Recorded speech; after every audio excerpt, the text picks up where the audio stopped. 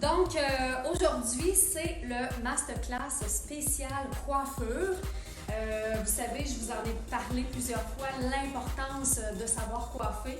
On ne parle pas de savoir couper les cheveux ou de faire des décolorations, mais quand on va sur des tournages, des shootings photos, également quand on fait des mariages, c'est des services supplémentaires qu'on peut apporter dans notre travail. Donc, c'est très pratique. Donc, si vous avez des questions également, les membres artistes qui sont là virtuellement,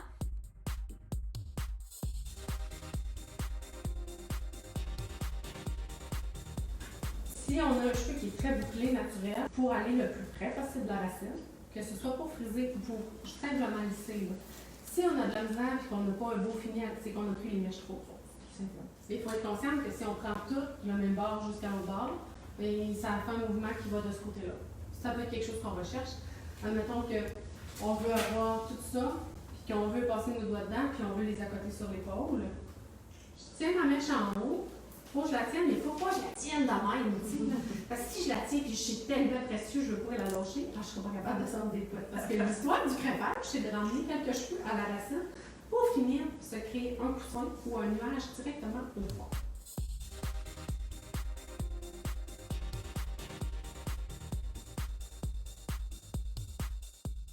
Quand je fais ça, je laisse de l'eau sur l'eau. Je la tiens, mais je la tiens comme pour le crêpage.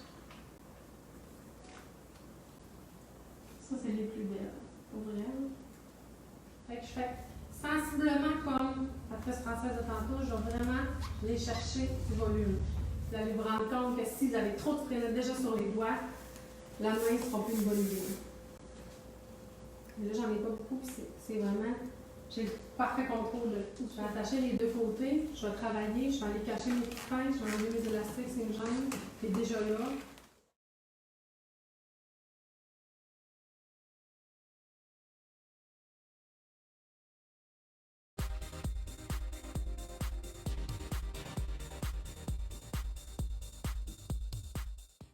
Je prends une partie des cheveux, je les attache.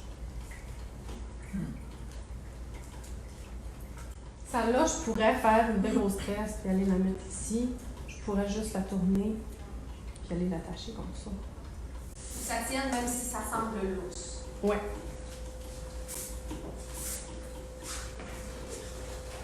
Et voilà.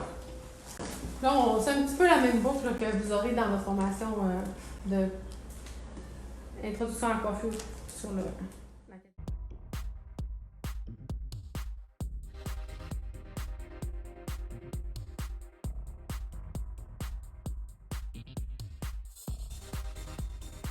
Puis vous allez voir vraiment l'effet que ça donne.